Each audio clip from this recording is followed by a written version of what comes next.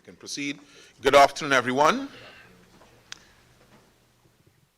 We reconvene the 16th meeting of the Joint Select Committee on National Security.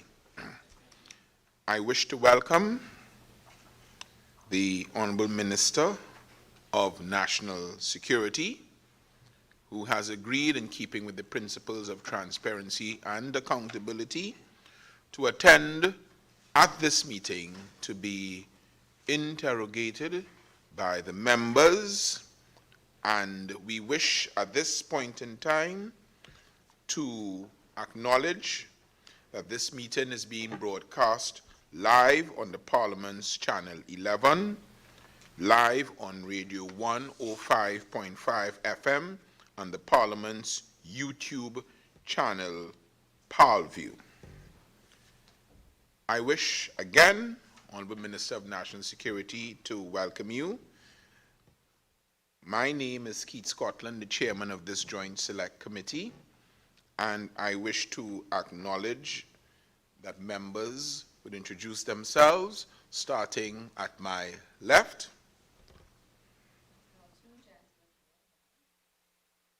Good afternoon, Rudolph Munilal, member. Good afternoon, Ayana Webster-Roy, member. And good afternoon, Nigel De Freitas, member. Good afternoon, I am Randall Mitchell, member.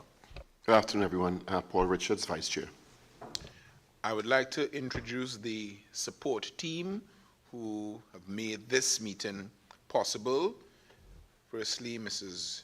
Jackie Sampson Miguel, the secretary to the committee, Mr. Brian Caesar, our assistant secretary, Crystal Gittins and Sophia Shah, our research officers, Malti Jaglal and Corinne Villafana, who represents the Hansard team, Mr. Roger Hector, a legal officer, Richard Alexander, the broadcasting unit, and Karen Joachim, our IT officer. Welcome. We asked Chairman, I will now invite the Honorable Minister to introduce himself, please. Thank you very much, Chairman and members of the committee. I am Fitzgerald Ethelbert Hines, Member of Parliament and Minister of National Security. And I am more than pleased to have accepted your invitation in the spirit of accountability in the way we know how. And I'm happy to be in your company to treat with the very serious issue for which I was invited. Thank you. You're very welcome. A brief background as to this inquiry and its objectives is that the Joint Select Committee on National Security is pursuing an inquiry into security, safety, and protection of citizens with specific reference to the factors that contribute to the prevalence of illegal firearms and gun violence in Trinidad and Tobago. The objectives of this inquiry is to try to understand the matters related to national security policy in Trinidad and Tobago, to consider security, safety, and protection of citizens with specific reference to the factors that contribute to the prevalence of illegal firearms and gun violence in Trinidad and Tobago, to understand the primary factors that contribute to the prevalence of illegal firearms and gun violence in Trinidad and Tobago, to identify prevailing trends concerning illegal firearms and gun violence, to measure the effectiveness of strategies currently being utilized by stakeholders, to identify additional strategies to address the primary contributing factors, and to develop and propose recommendations to Parliament where this is applicable. This committee is a very seasoned committee. I will just briefly remind, of course, all members as to our protocol and courtesies, and the fact that the committee members will direct their questions through the chair, and we will invite members to kindly activate their microphones once recognized by the chair, and please turn them off when they're finished speaking. We will now proceed to have our questions, and Honorable Minister, I wish to direct the first set of questions that I've prepared to you and your good office. Could you tell us, under your purview, what is being done to address the primary factors that contribute to the prevalence of illegal firearms and gun violence in Trinidad and Tobago?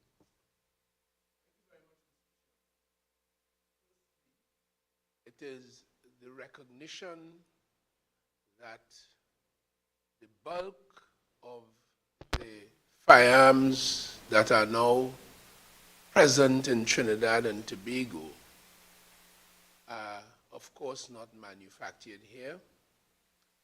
They come into our borders from other jurisdictions. By now, we are settled as to where the bulk of these weapons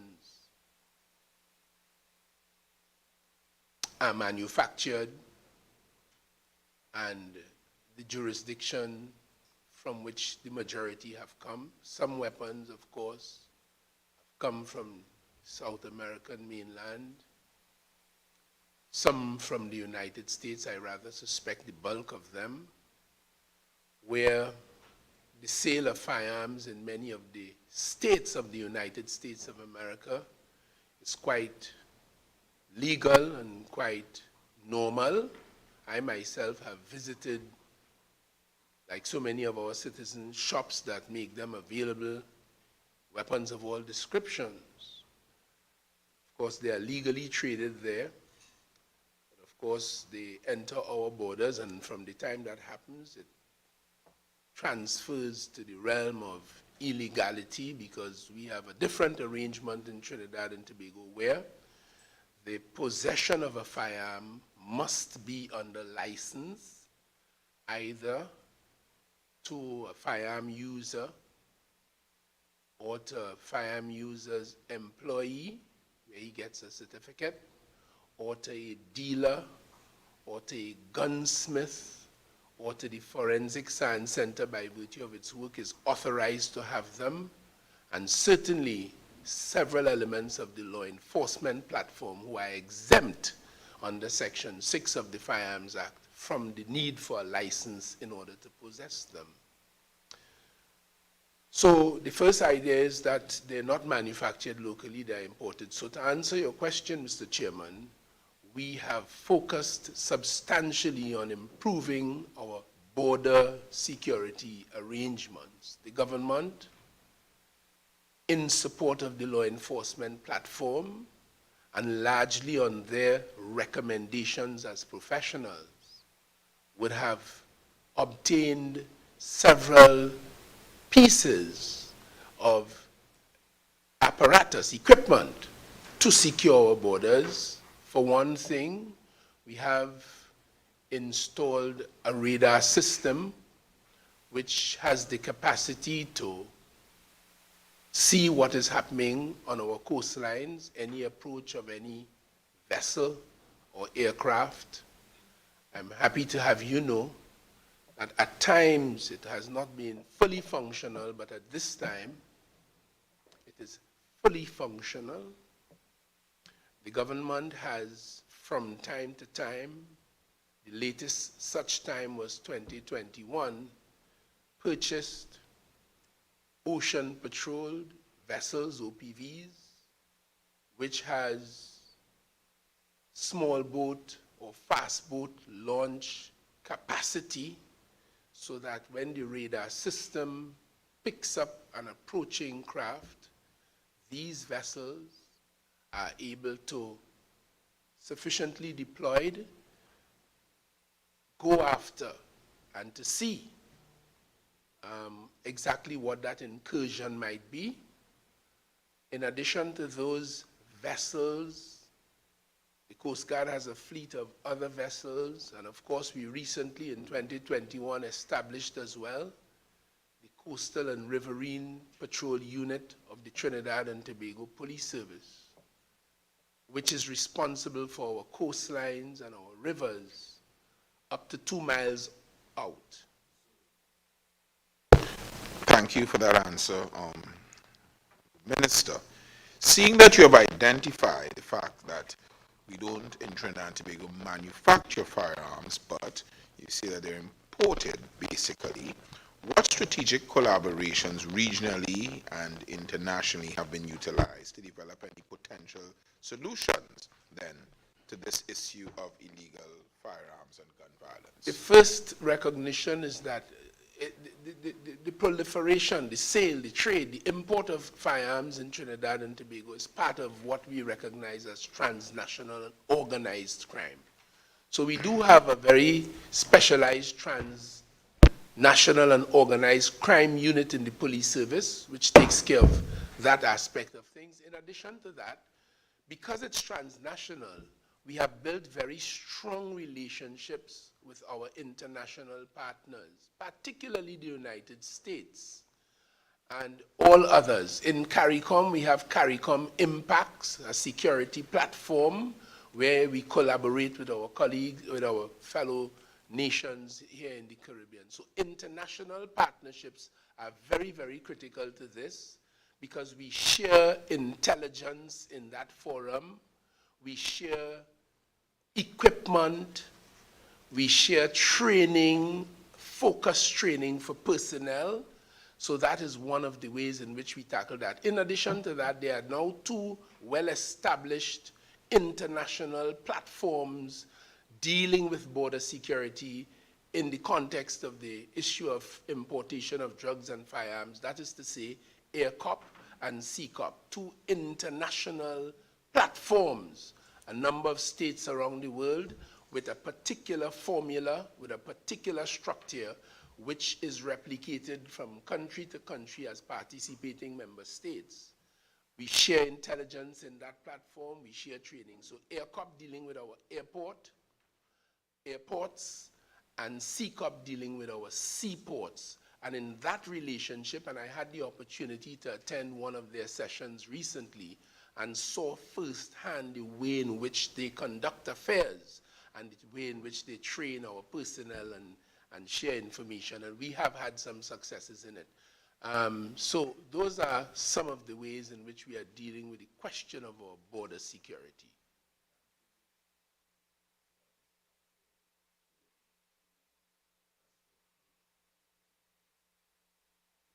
I wish to turn the questions over now to Member Paul Richards. Thank you, Chairman. Good afternoon, Minister. Thank you for being here. I think it's commendable that you've presented yourself, given the situation facing Trinidad and Tobago, in the interest of identifying what the public can expect in the fight against crime. The first question, let me start with the most recent revelation by your good self yesterday in the Senate, as much as you can tell us. You indicated 108 legal firearms had been identified, used in criminal acts in Trinidad and Tobago, including 4 murders. Would you be able to tell us the time frame involved in that identification, 1?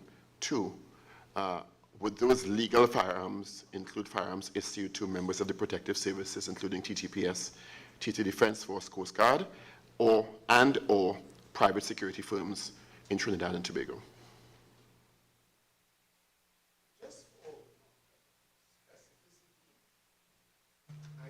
Say that they were engaged in matters that had attracted the attention of the police. The time frame, I would say within recent months, I can't be more specific than that at this point, but within very recent months. And it is not confined to security firms, certainly not confined to law enforcement personnel who might have been issued with these licenses, but I got the impression from information available to me, the general population, persons who have applied for and were in receipt of firearm users licenses. So just to be clear, private citizens, But that doesn't include the possibility of law enforcement. Possible, but I couldn't tell you. What I got was the raw data identifying that 108 weapons have come to the attention of the police in some kind of situation, either by virtue of being lost, and some persons have been charged for negligently losing them, which is a criminal offense under the Firearms Act. Some were stolen, and if it is stolen, that's a criminal offense.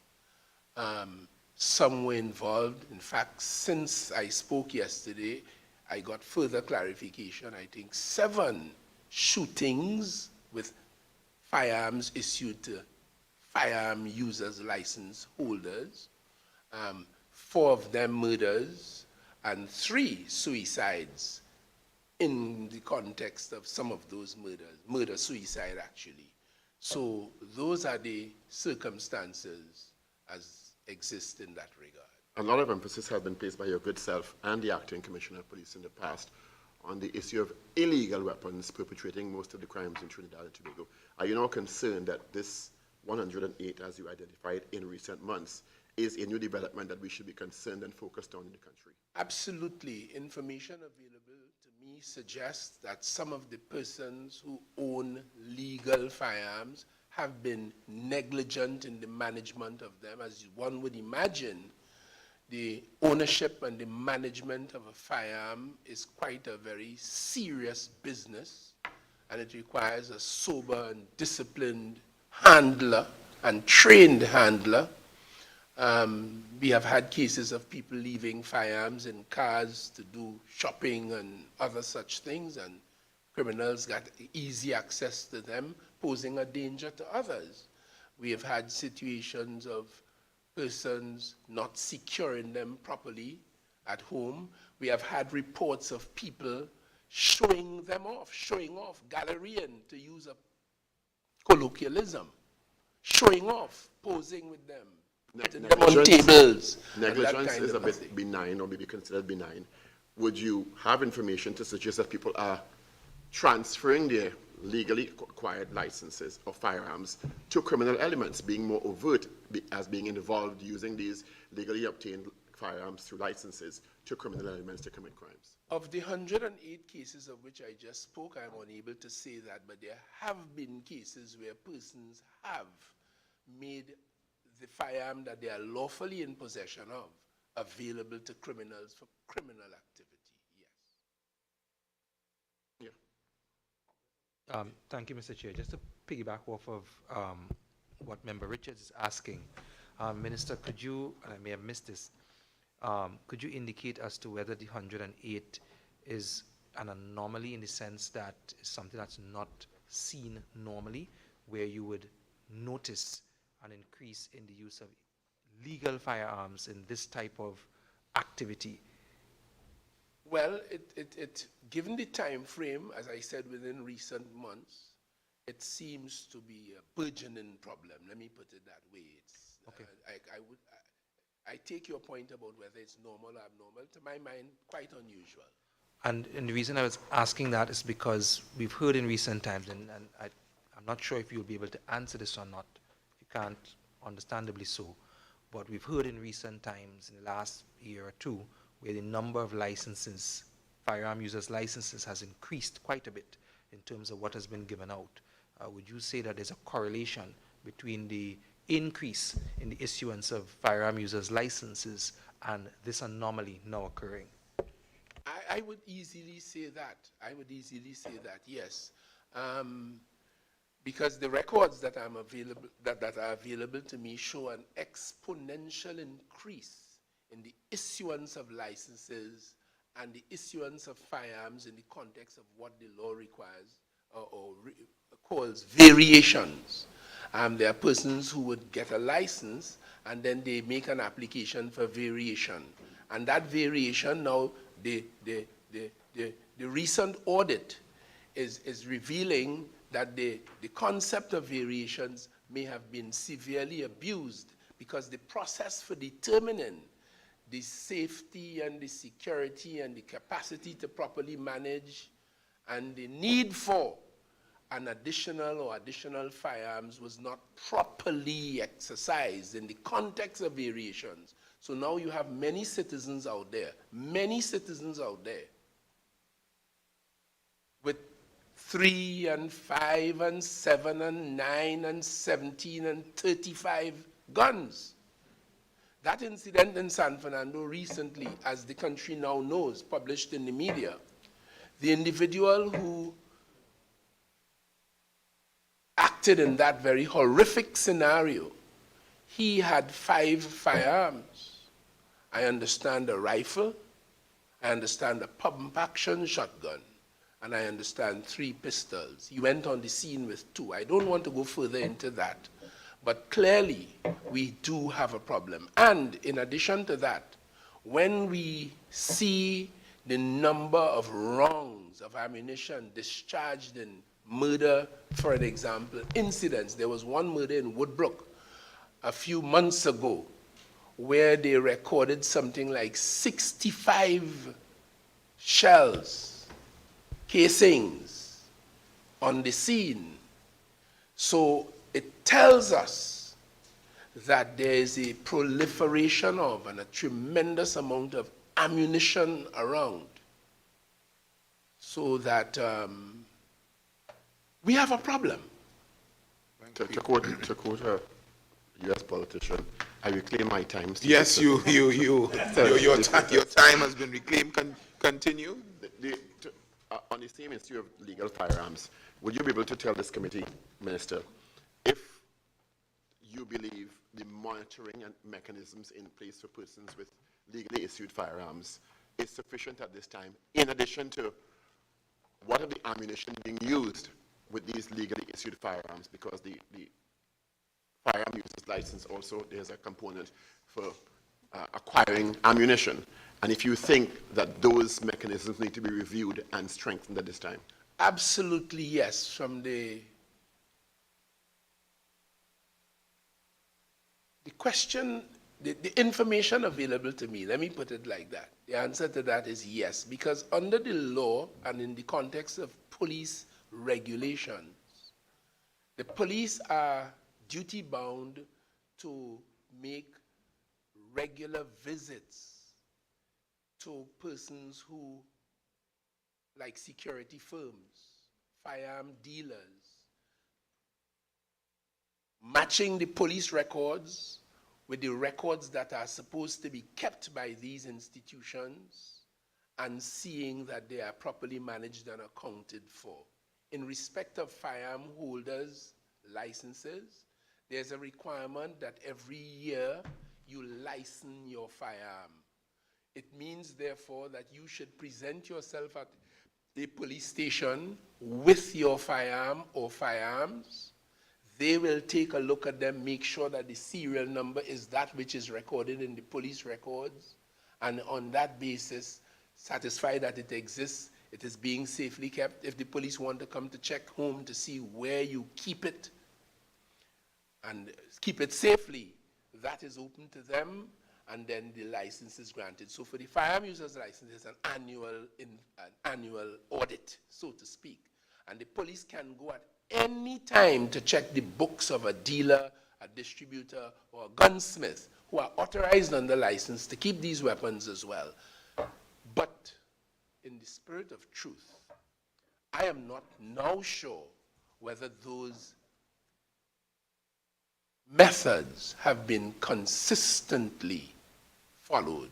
With that said, and with the understanding of your own utterances in the past and that of the Acting Commissioner of Police about the number of illegal guns and the type of weapons that we're seeing appearing on the streets in Trinidad and Tobago committing crimes, and now the conversation about the number of firearm users' licenses that have been issued in the past couple of years, does the government / the state have a perspective on, based on international best practice, what we as a country consider a safe number of firearms available legally in Trinidad and Tobago, so that we get a sense of, per capita, what this country can safely accommodate? I do not think we have that. What we do have is, so far, an unwritten policy, which is a restrictive policy, unwritten, since independence to the current time.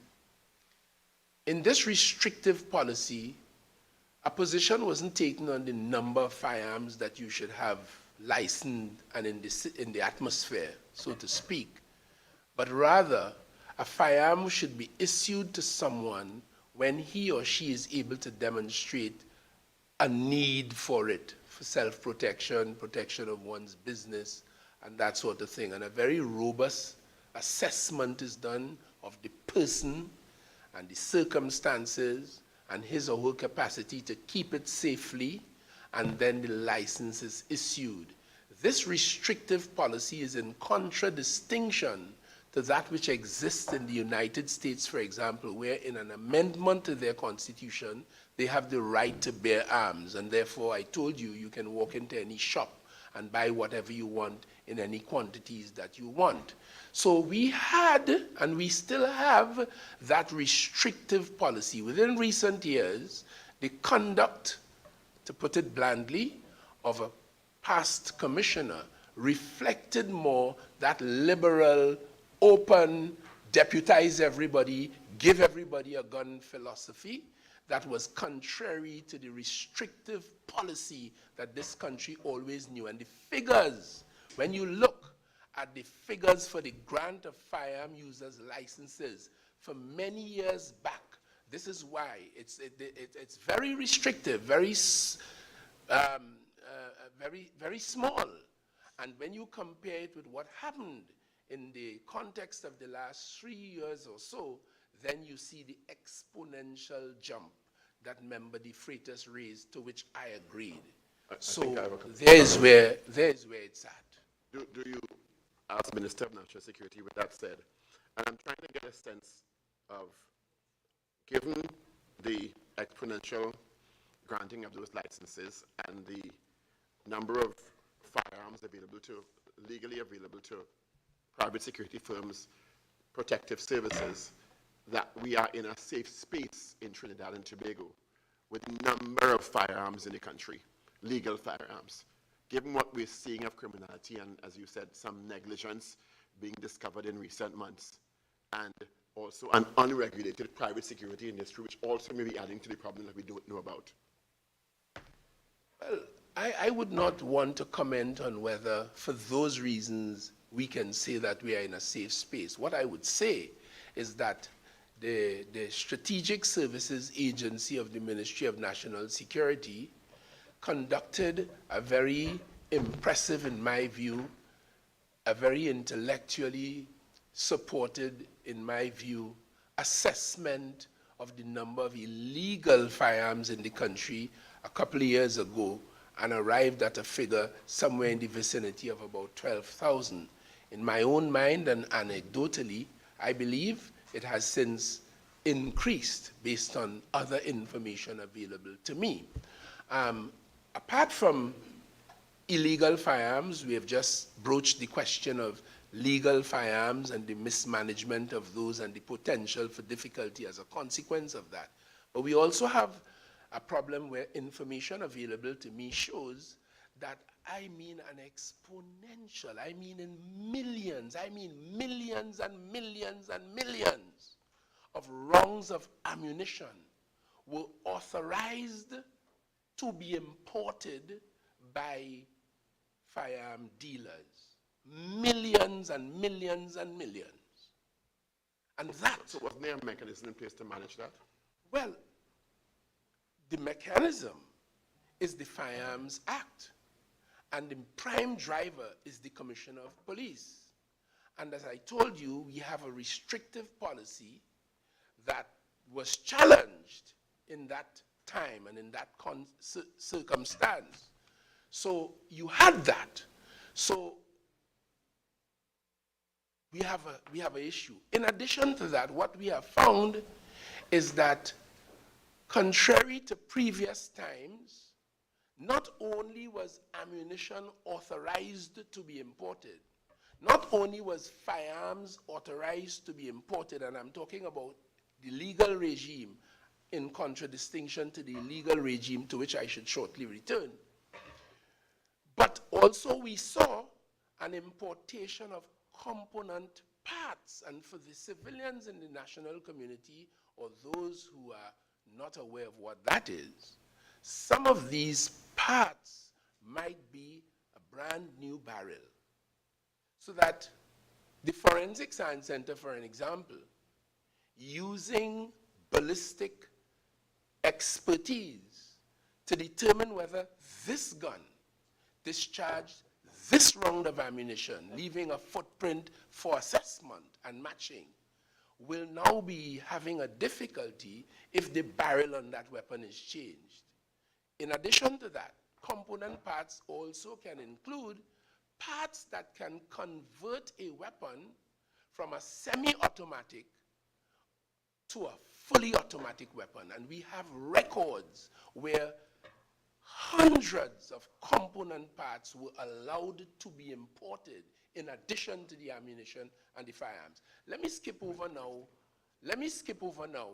to the illegal gun regime, of which I said there was an assessment of some 12,000, and of which anecdotally, I believe, based on information available to me as a member of parliament, as a citizen, as a former police officer, I believe it's a little more than that. We do have a serious issue with that, and the police have so far for this year retrieved, because we have established, to answer Member Scotland's question about what are we doing. One of the things this government, this minister, initiated as a matter of government's policy, and the police service has obviously taken it up and are engaged in, along with other arms of national security and customs and immigration, is a national gun retrieval strategy, because we came to the conclusion, if you have a minimum of 12,000 illegal firearms around here, and each one of them with access to millions of rounds of ammunition, you can have a serious problem. I compare that. You can have a serious problem. And therefore, a national gun retrieval exercise is underway. So far for this year, the police have surpassed the number of firearms that they retrieved in 2021. Of those 500 plus firearms, 570 something up the road, that they have seized, about 76 of them are what the police will describe as high-powered military-type assault weapons. Thank you very much.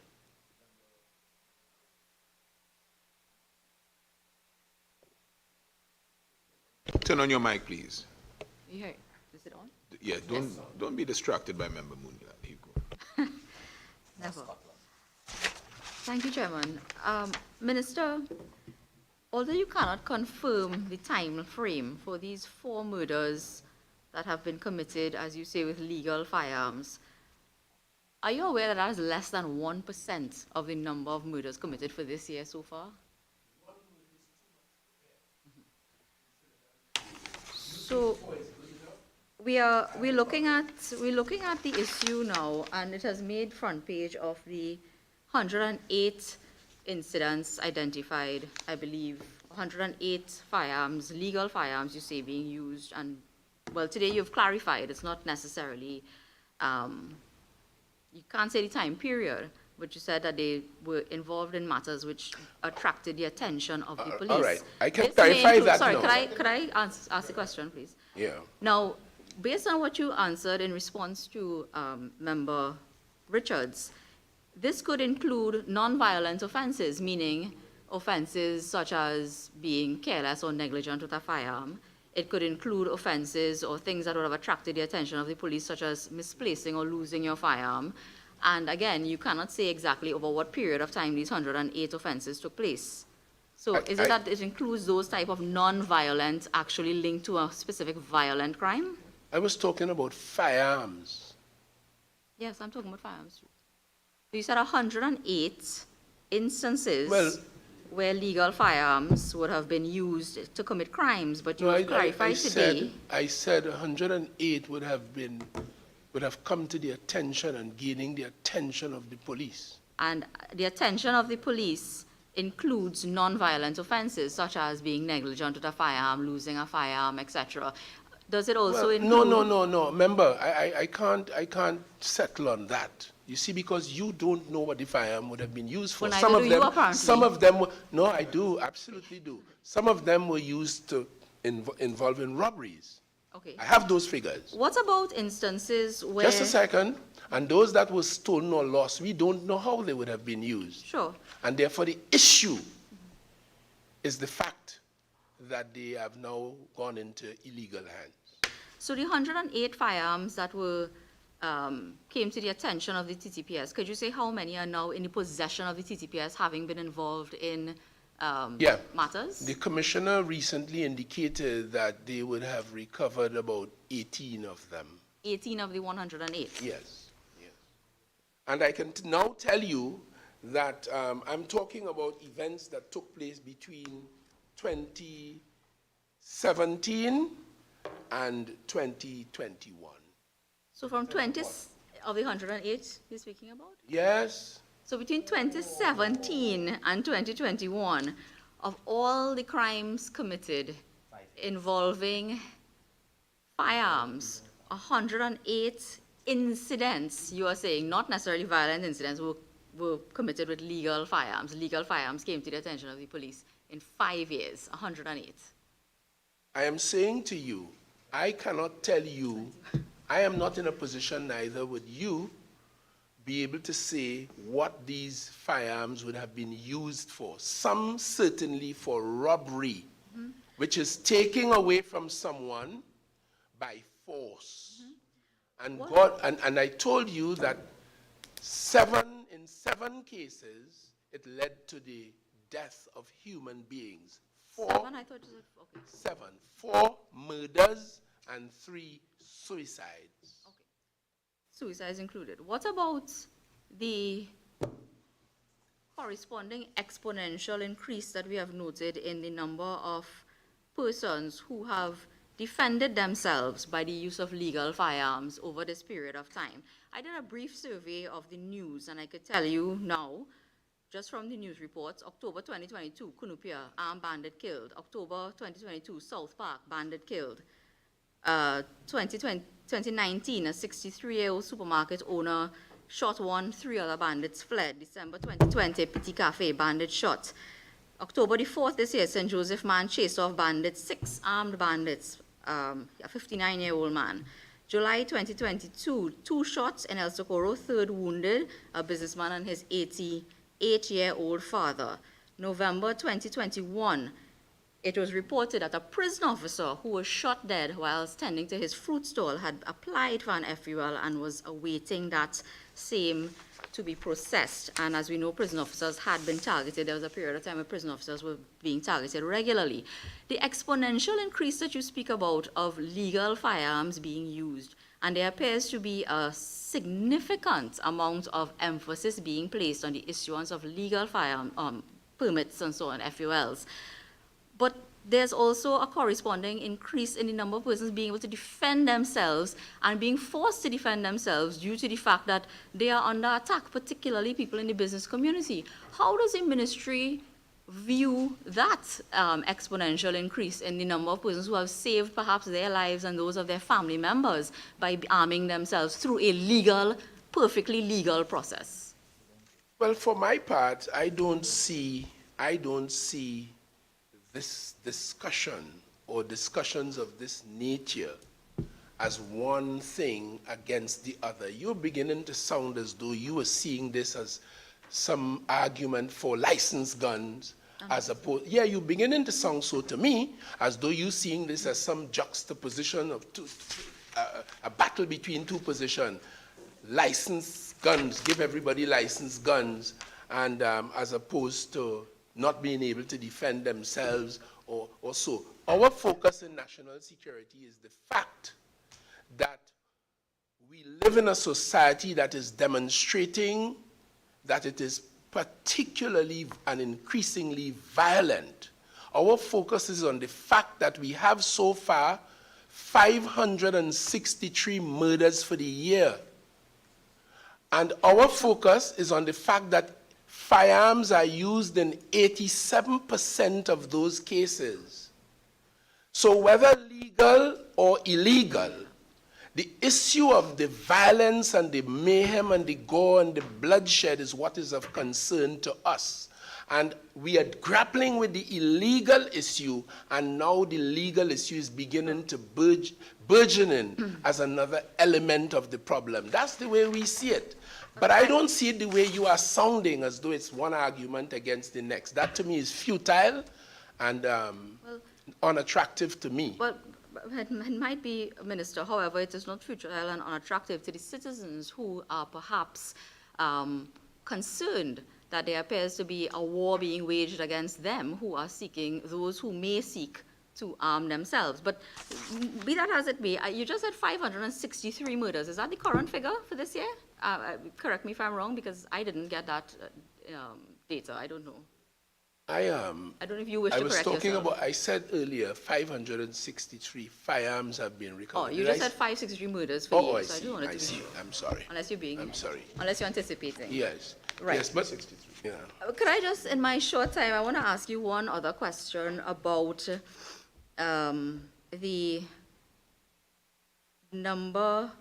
There was an issue raised with respect to illegal firearms, which is more of a concern to citizens, particularly in the business community, and a suggestion had been made through the media about Customs and Excise Division being misplaced, and perhaps the issue of port security being better placed in a ministry that is focused on security, because of the fact that Customs, whilst they perform a revenue collection function, being placed in the Ministry of Finance, the issue of port security appears to be one that is of grave concern and is not being given the attention it requires where they are presently located. Can you tell us, how has the ministry been dealing with the issue of customs and the fact that it appears to be well known, it was I think on every front page this weekend, that the issue lies in customs with respect to the entry of illegal firearms through the legal ports of entry in this country? Yes, I think it is well known to many of us. In fact, when I was a part of this committee, we actually undertook an exercise of similar nature as today's business. We visited all of our ports, not all, most of our ports. We went to Point Lisas, we went to the port of Port of Spain, we went to the airport, we did the rounds. And as long ago as that, we had become sensitized to the fact, and we reported to the Parliament, that our legal ports of entry was proving to be a risk area and a threat area to us. So the Ministry of National Security has a collaborative institutional arrangement in which the customs is a part. So we meet regularly with the customs because we understand the implications of that division for national security, and we have working relationships with them. In the context of the Air Cup and Sea Cup that I had earlier described, customs officers are a part of those units. At the National Interagency Committee meetings we have, the customs is represented, and we work very closely with them. And on the more operational level, the police work very closely with the customs division in treating with that problem. Can you say how many seizures there have been at the legal ports of entry in Trinidad and Tobago within the last year, or let's say for this year, in terms of firearms trying to be smuggled into the country through the legal ports? I am unable to tell you with certainty as to how many, but within recent times there have been some substantial successes by the police, by law enforcement, and in which firearms were found on our legal ports of entry and seized. Thank you very much. Ask a couple more questions. Would the minister be able to provide us with an answer to that question in writing? Oh, most Because certainly. it's an important question. Most certainly. Chairman, if I could, the Port Authority submission that we all have view of says the last serious interdiction was on the 21st March 22nd, 2021. And it states 1. 2021 one? He's not here. Yes, and sure, and I'm aware of the submission, and hence the reason I posed the Who question. is not here, Mr. Chairman? The Port Authority is not Okay, here, yes, so yes. I would ask you, Minister, Yes. in your capacity as a minister in Yes. charge of others, to see what you can provide for us in writing Most relative to that certainly, question. most certainly. Member Lakshmi, you have another question you wish to ask? One more, please. Certainly. Before I give way. Cer- Minister, you, in the submission submitted by the ministry, one of the things when we asked about the mechanisms being used to regulate the conduct of law enforcement, it came up again, this issue of, and it's been in the news as well, of administering polygraph testing and also background checks. Under the former Commissioner of Police, that proposal had been touted, and I believe that those in the law enforcement community raised certain concerns as well as threatened legal action because, of course, it deals with terms and conditions, privacy, constitutional issues, all sorts of different things. Has the ministry given serious consideration to any other mechanism to discipline and to monitor law enforcement agencies to ensure that they are not complicit in the, one, entry into the country of illegal firearms, two, the use of firearms issued to law enforcement in committing crimes? I recall one instance specifically in San Fernando, that's why I remember, of an officer being detained for renting, so to speak, his firearm. And three, ensuring that the gangs and so on are not being protected by members of law enforcement, be it police or otherwise. Apart from polygraph testing, is there anything else that might be a more immediate sort of solution to the problem that seems to be existing with law enforcement? When I was minister in the Ministry of the Attorney General, I got the law enforcement persons in consultation and many others, as well as the Chief Parliamentary Council, the legal drafters, and we did draft a policy and a bill which was presented to the Parliament. It lapsed, and we have put it on the agenda again, I think, where we want to, where we want to arrange for officers of the law enforcement platform, meaning the police service, the defense force, the prison service, customs, immigration, and a couple other elements, to be subjected to mandatory and spontaneous, to use my words, integrity testing. Polygraphing is not the only way in which integrity is tested. Sure. There are other means, and the law was drafted in such a way that it will take into account those things. But as you correctly pointed out a while ago, for the reasons of the Constitution, raising issues of privacy and so on, it would require a special majority. Just a second, I'm finishing.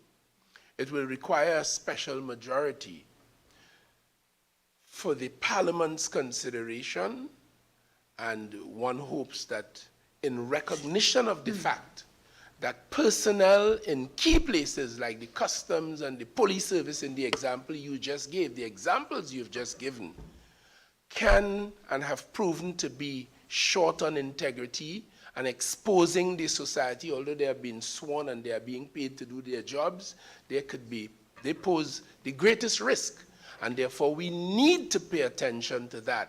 So one hopes that when that bill comes before us all for consideration, it finds favorable consideration, so to speak. But apart from that, the other way in which the integrity of officers could be tested, other than the scientific methods contemplated in the bill as I've just expressed it, is constant vigilance and investigation by law enforcement. Law enforcement have arrested the officer you spoke about. He would have been under surveillance, he would have been charged, he would have been arrested, and charged and prosecuted for it. So the way in which this is done is that the very law enforcement has to police itself, so to speak. And that is an ongoing business, and the records will show police officers, defense force personnel, customs personnel, immigration personnel have over the years been charged. But we would like to see more of it, because persons behaving like that in these institutions pose a serious danger to the national security of our country. Thank you, Member Lachmidial.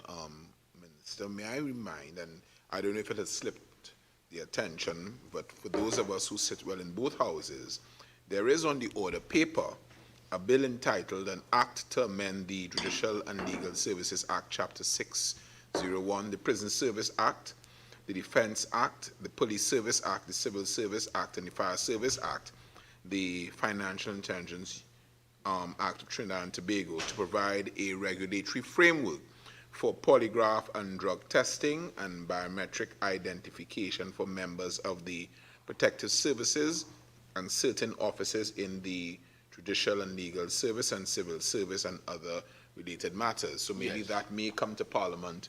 Yeah, that's the bill in of a short, to which I made reference. in a short time, Thank you. but it's here and it is on the order paper. Thank you very much for your... So I would now ask Member Ayanna Webster Roy, the floor is yours, Madam, and the Honourable Minister, you can ask your questions. Thank you, Mr. Chairman, through you. Thank you for coming to the Honourable Minister.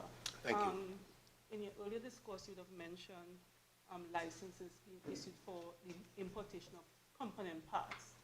And you highlighted the fact that sometimes when forensics is doing ballistic testing, they would not be able to determine if a round of ammunition would be fired from a particular weapon. Barrel. Yeah, barrel, if they change it. Are citizens required to return or hand in component parts when they import new ones? What's the procedure? Well, the Commissioner of Police is the one who, under the Firearms Act, authorizes the importation of arms and ammunition. And once he authorizes that, then it becomes legal.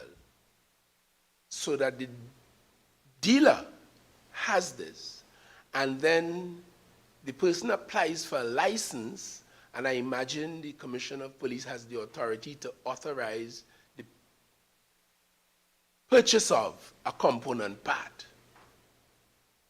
So persons are in possession of these. It may very well be that, so an audit is taking place now to see what the exact story is on those matters. The other thing I wanted to understand, you would have mentioned before that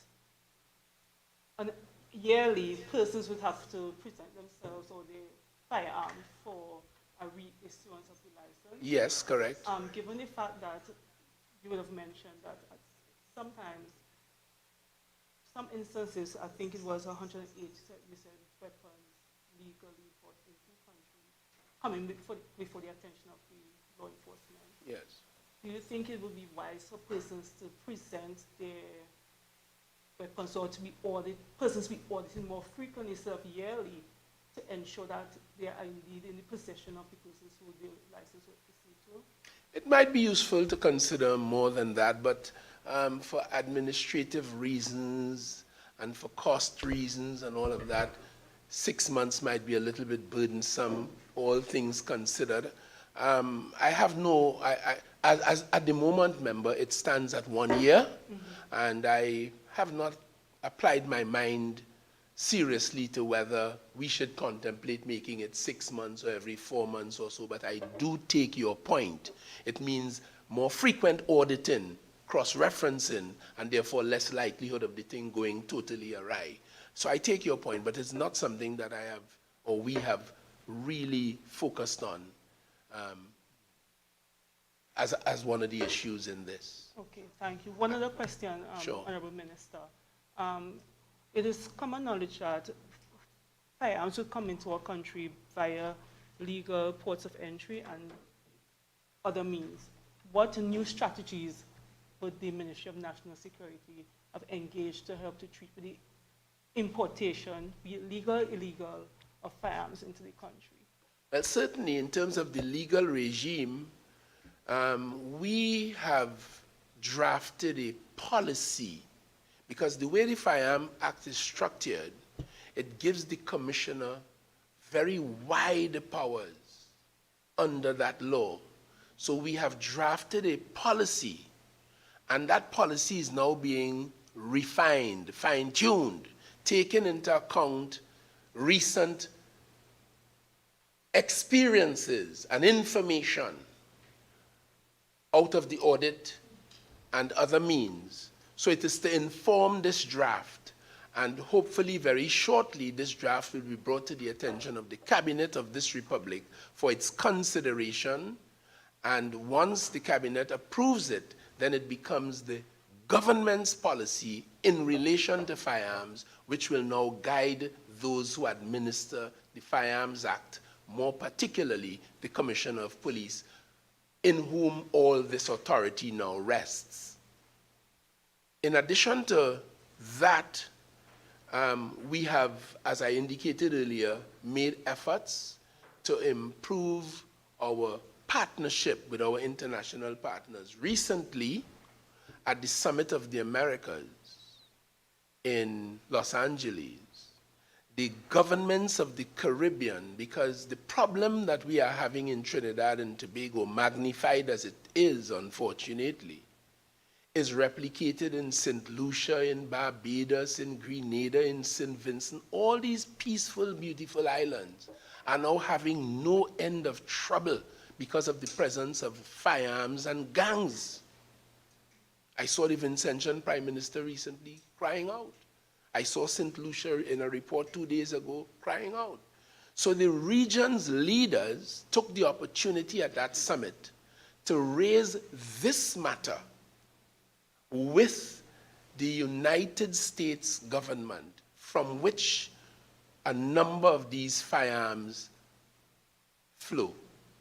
And it is that kind of international relationship and understanding and negotiation. We have relationships with the United States where our personnel are given training in e-tracing, where when they discover a firearm, they can trace all the way back to the manufacturer, coming forward to the distributor who it was sold to in Trinidad. And recently you would have seen persons in the United States were charged for illegally exporting guns to Trinidad and Tobago.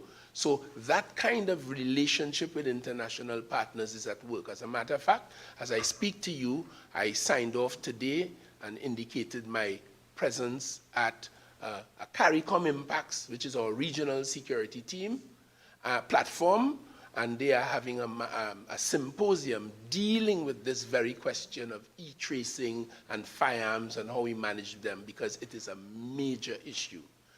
Those things, in addition to our border security arrangements, are the ways in which we, Trinidad and Tobago, are trying to protect ourselves from the ravages of the impact of firearms, legal and illegal, on the people of Trinidad and Tobago. Member, I know you had an issue to raise as it relates to Tobago.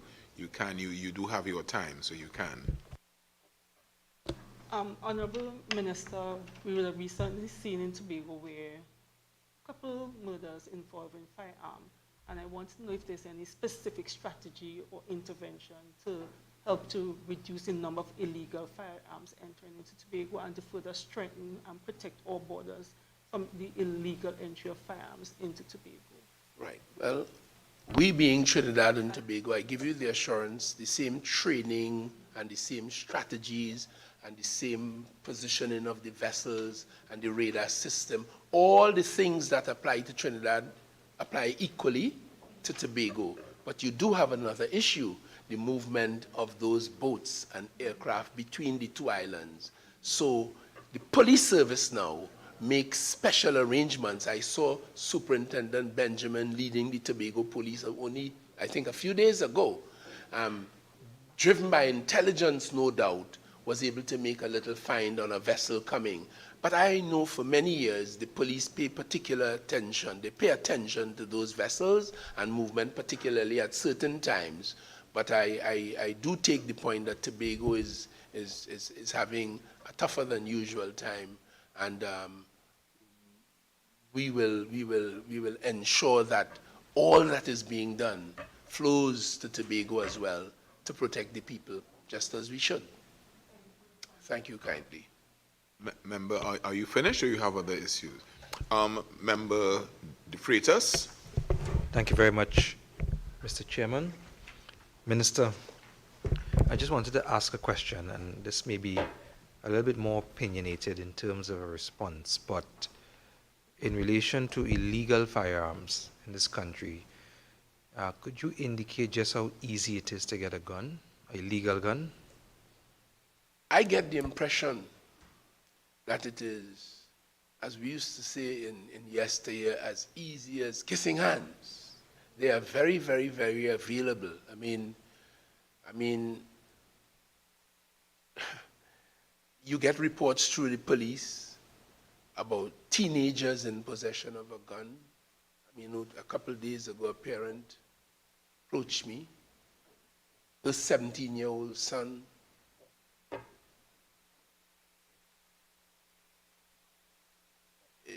is reported to have been caught by the police with a gun. They do seem very prevalent. It's 12,000 estimated, and I told you I think they might even be more, because we have about 264 illegal points of entry around Trinidad and Tobago. And while we do have the radar system, and we do have our vessels that patrol our waters, and we do have the riverine police, and we do have our transnational and organized crime unit operating, but we do have the problem of personnel associated with the state who, by reasons of lack of integrity, may turn a blind eye. We also have cases where citizens of Trinidad and Tobago support some of this by providing protection and cover to those who make incursions into our borders, in some cases 25 minutes away from the South American mainland. We have had cases of police officers, defense force personnel,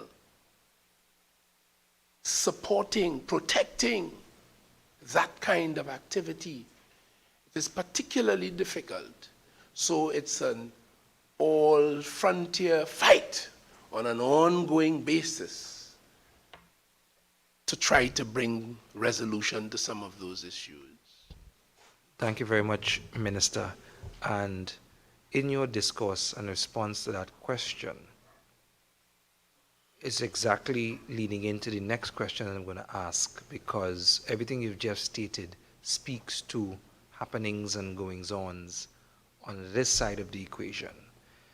In your earlier discourse, you alluded to the fact that, I wouldn't say the majority, but we know that some of these guns could be coming from point of source of the US, maybe other places as well. Yeah. But understanding that the border security in the US is a bit better than the one that we have here and in the Caribbean region, my question is that if it is that we know these guns are coming from that location, how is it that they're slipping through their border security to even get out of the country to arrive here? It almost speaks to a big conspiracy between individuals here and border security there for it to easily move through the system, so much so that we can have a problem now in Trinidad and Tobago. You spoke to collaboration with US authorities and whatnot. Do you think that that collaboration would bear fruit, given that it must start at some point? And based on what we are seeing here, which is the result, it means that something is wrong on that side for those guns to be leaving those shores without being caught. Cannot the US security ramp up the checks and balances they put in place for shipments leaving to Trinidad and Tobago shores to ensure that at the point of source, there's that extra security? A very incisive thought and question, and the answer to yours is yes. In fact, that was one of the issues that the regional governments would have raised with the US and other leaders in the summit to which I made earlier reference. And definitely, yes, so this is where the collaboration works. We get some help from them because we have a problem here. It might be legal there, but when it enters my borders, it becomes illegal here, and therefore we have. And recently we had some collaboration where intelligence shared. I told you just now we're doing e-tracing, and the US has shown its willingness to prosecute people where those kinds of things occur. Last question, Mr. Chair. Before you do, just let me add, we also have had cases of citizens of Trinidad and Tobago jutting across to the Venezuelan mainland, and Venezuelans jutting across here as part of the arms trade too.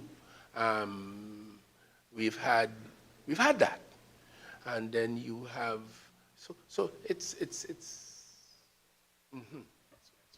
My last question was in relation to the mathematics of it all and the calls for gun amnesties to be implemented.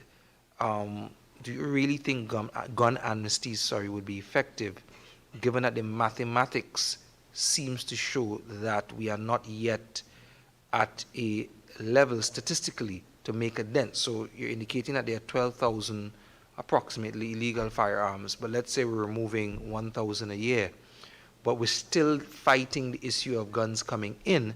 It seems as though we're not really making a dent, and having a gun amnesty, which may give you a bump of another 1,000 or so, the fact is it really effective? Because somebody who has a gun, and there's a gun amnesty, they will bring it in, walk right back out and get another one. So they're seeing it from a money-making standpoint. I'll come in, I'll get some money, or, I wouldn't be charged or whatnot. But I could walk right back out and get another gun quite easily. So how effective is gun amnesties? Again, very incisive. There has for years been discussions in Trinidad. I think somewhere back in the late 80s, early 90s, there was some kind of gun amnesty, and it turned out that it was not as successful as might have been anticipated. And there has been some discussion through the years about the value of that. We've not had another one since. For my own part, and you have asked me to give you my opinion, for my own part, I do believe that a very focused law enforcement, driven by intelligence, an all-out committed, ongoing retrieval exercise could do a lot to mop up many of those firearms here. I do not anticipate that those who have them to use illegally will hand them over in an amnesty, because these guns, one, they themselves are a serious trade commodity with lots of money behind it. I know of a case where a gentleman cleaning his yard found an assault rifle which he didn't put there in his backyard, because sometimes, very often, criminals hide their stuff in the neighbor yard unbeknown to the neighbor. Sometimes they use fish wire and pull it up in the tree. They have all kinds of ingenious ways in evading detection. But this gentleman found it and did what any decent citizen should do. This happened in South Trinidad. And he called the police, and the police went and they took possession of the thing. And then, of course, the criminals sent an emissary. And she went to the man to tell him that this thing was worth $45,000 and he should not have called the police. And of course, events flowed from that to some kind of resolution. But some of them, it's the commodity, it's a trade, so it's value. They won't just hand it over. For some, it is used to bring value, to do robberies, to do extortion, and all kinds of kidnapping for ransom, and all kinds of nasty crimes.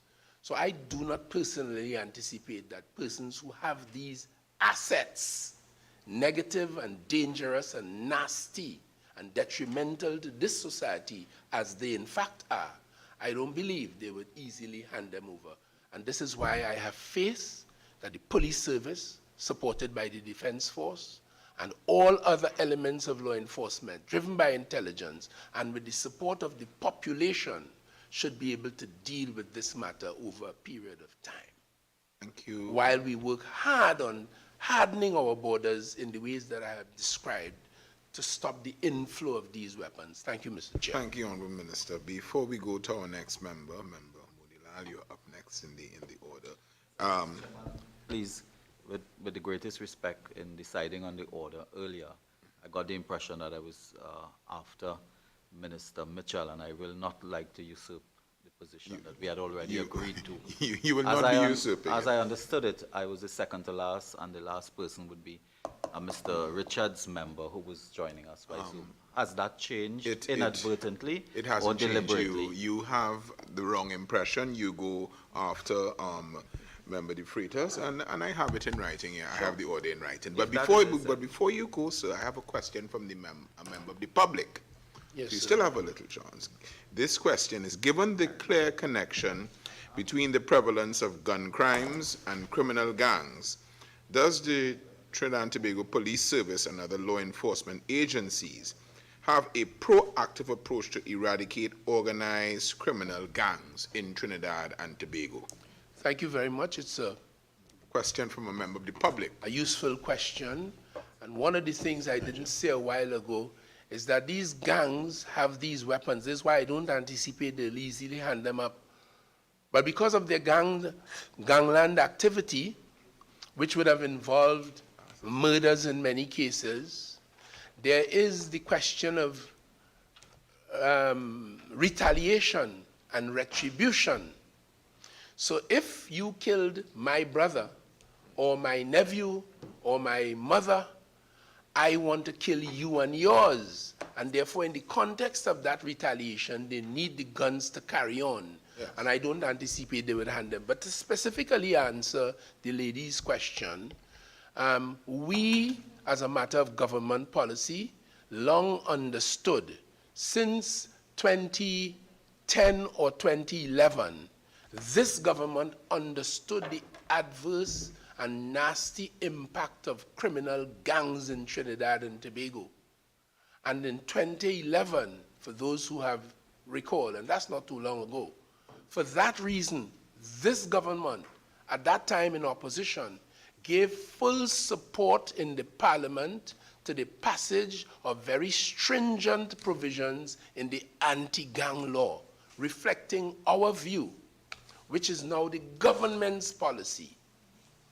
We also, along with that, supported amendments to the Bail Act, which restricted bail for persons charged under the anti-gang law. And we watched that work in Trinidad and Tobago for 5 years, and we felt it was worth its while. It was quite effective, so we gave support to it. We continue so to do.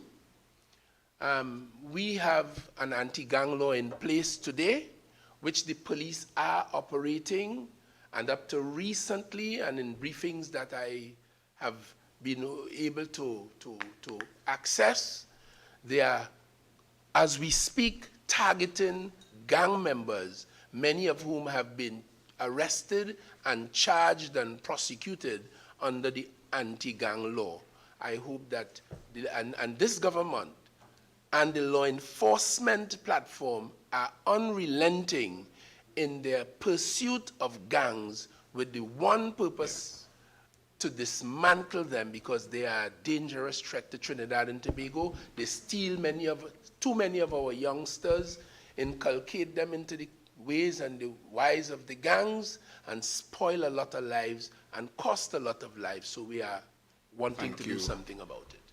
Thank you, Minister.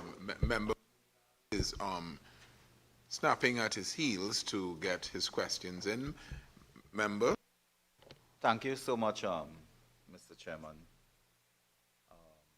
I have just a few questions to the very distinguished minister.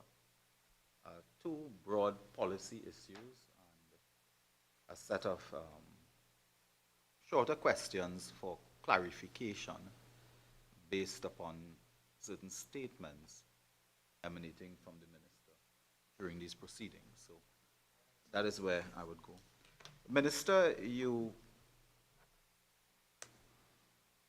spoke at length and gave us some type of analysis of your very deep concern with the use of legal firearms obtained through a legal process, in what you describe as some increasing incidents of being involved in criminal activity in the recent past, and that is a preoccupation of yours, as you demonstrated today, and in the press within very recent time.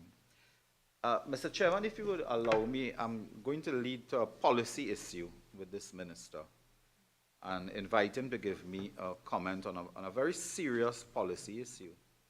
Minister, bearing in mind that it has been in the public domain, uttered by the former Commissioner of Police, that during his stint, very high-ranking officials of the government, including the Honorable Prime Minister, including the former Attorney General, Mr. Alwari, including Mr. Kazim Hussein, including one Minister Fitzgerald Ethelbert Hines, including other government ministers, and I want to say now in absolute, within my integrity at stake, including members of parliament, one such member being Rudal Munilal, who over a period of time requested or recommended persons for firearm use for obtaining an FUL, including your good self, Minister.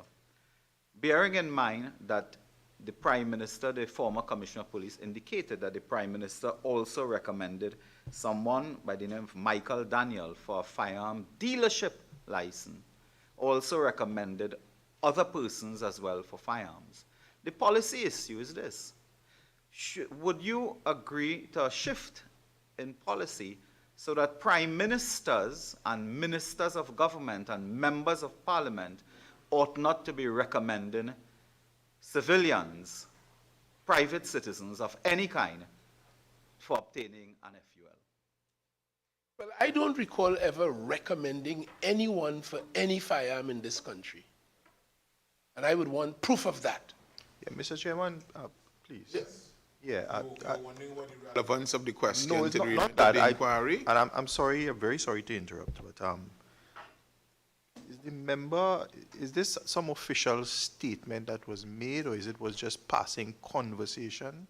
Is it in an official report? Because the member has just made some allegations, and I would wish to believe that they are not spurious, but he has made some allegations, and I'm not sure where it is coming from, about the Prime Minister and Minister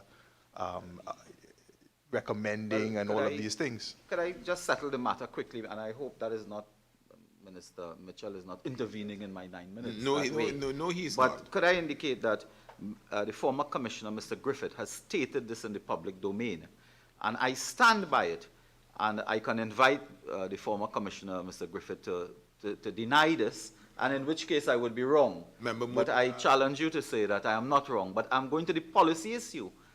The policy issue is whether MPs and Prime Minister and ministers ought to recommend.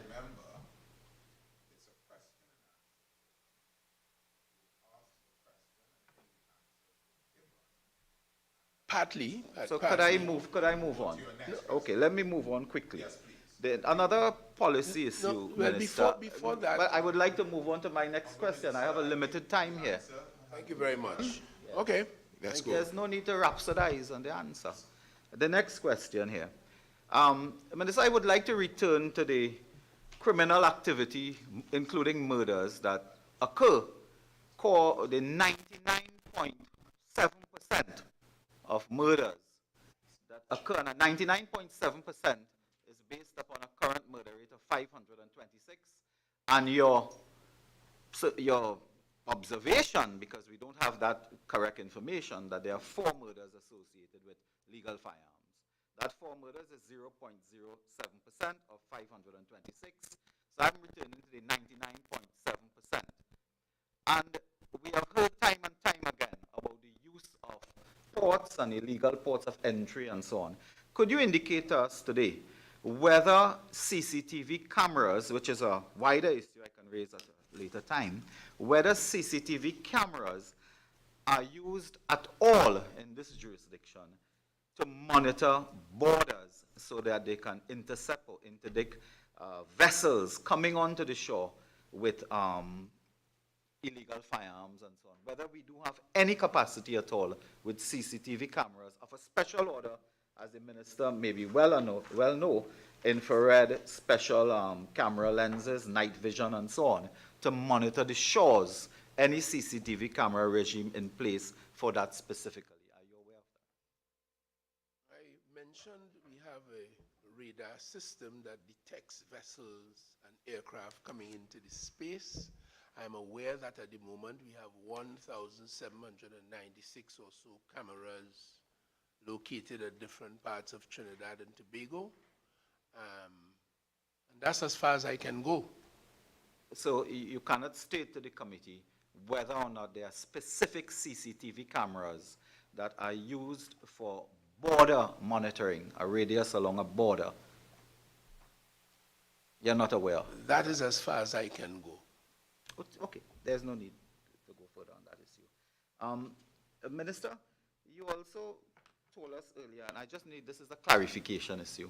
You said there were 108 firearms, legal firearms used, but the TTPS would have in their possession only 18 of that.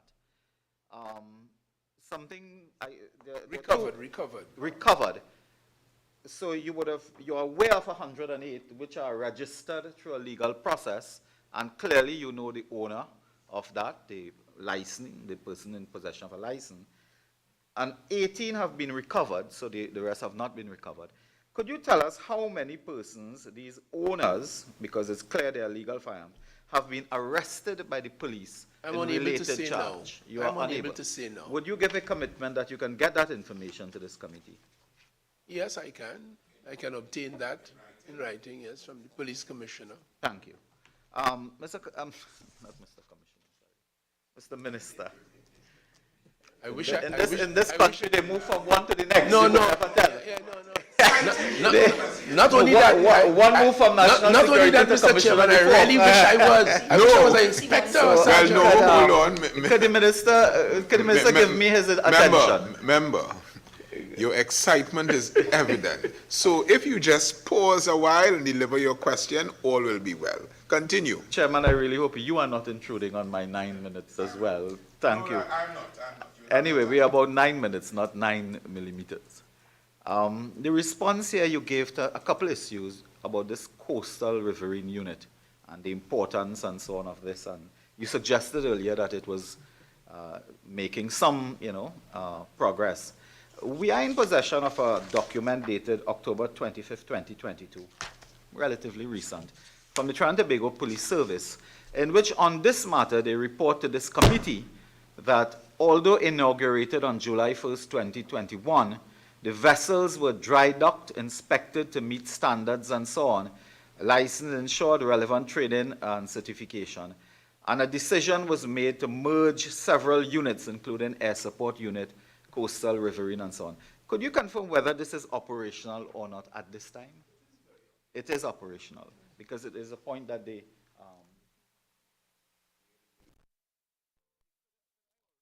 point you to another issue here. The patrol unit, we are told by the TTPS that in this period that they have been operational, since inception of the coastal support unit, 1 firearm has been intercepted, and they said what it is and so on. Are you satisfied that that really is a matter of some significant progress? And what would be the challenges facing this unit?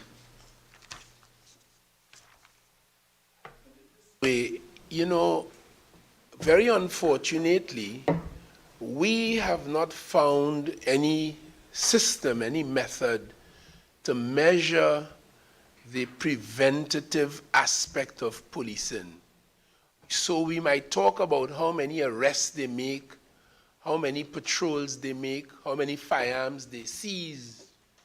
But the mere presence of the police in the rivers as a riverine patrol unit and on our coastlines where a lot of activity has taken place, perhaps is taking place, the presence of the Riverine Patrol Unit is of great significance because they deal with our borders from the coastline to 2 miles out. That's their operation, their sphere of operation.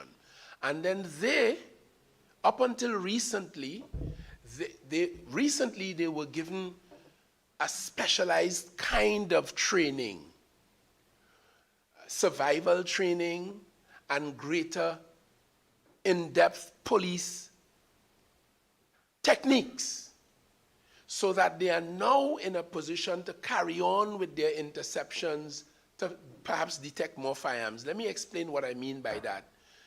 The police service recently converted the ERP, or the traffic branch as you will know it, from being mere traffic police to traffic and crime fighting unit, so that they got special training. So now when they stop you on the road, they have different kinds of capacity. And recently, they stopped a man who had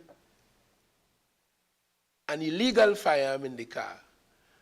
And I suspect traditionally they would have called in other police to deal with the firearm issue. On this occasion, based on the upskilling of these officers, as the Coastal and Riverine Patrol Unit have been upskilled, they could now go the distance. So what did they do?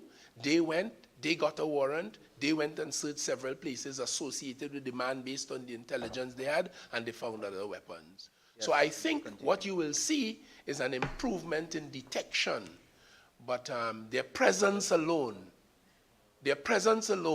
is of great significance to answer your question. I appreciate two parts of that answer. First, would you give us some assurance that you can give us some data to support your contention that there has been an increase in detection? No, I did not say. I said you can expect. Oh, we can expect that in the future. Yes, yes. Okay. In light of what I have said. And in the last part of the answer, it hooks to another issue I want to raise, the issue of police patrols and the importance of that in dealing as well with gun violence and persons who roam to commit offenses because they generally use motor vehicles and so on. Some stolen, some may not. And the patrols becomes very important.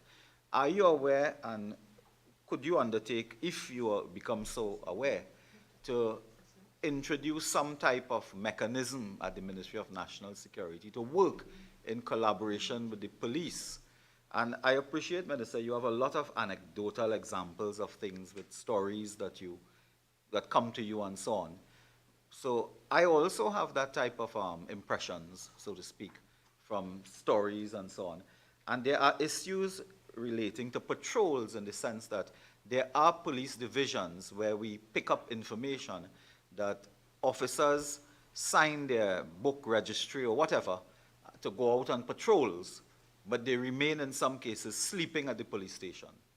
And that is a very, very serious matter, because in doing that, you jeopardize and impair everything that we are trying to do in a good way to prevent gun violence and the movement of guns as well, illegal firearms on the streets and so on. Would you reflect on that and suggest whether there's something that the Ministry of National Security and the TTPS can do by way of some management system to ensure that this is eliminated, really?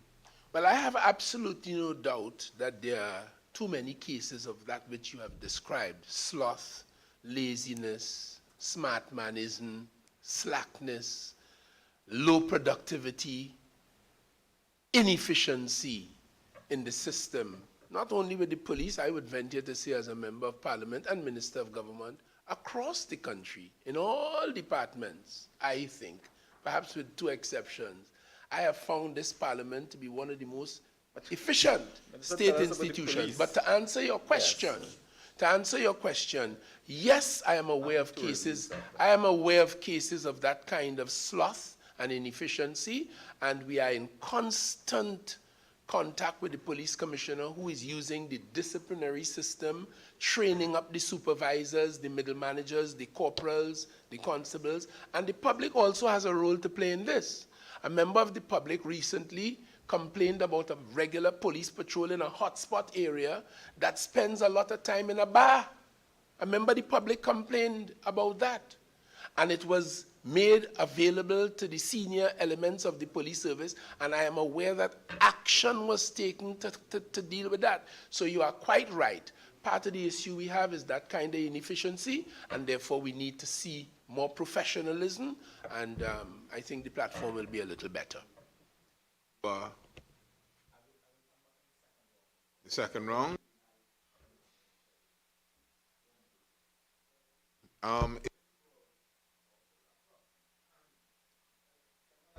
Aware that in our planning, we would have a second round, so. But the second rounds will not be as long as the first. No, I would leave my next question to the second one. But Mitchell? Thank you very much.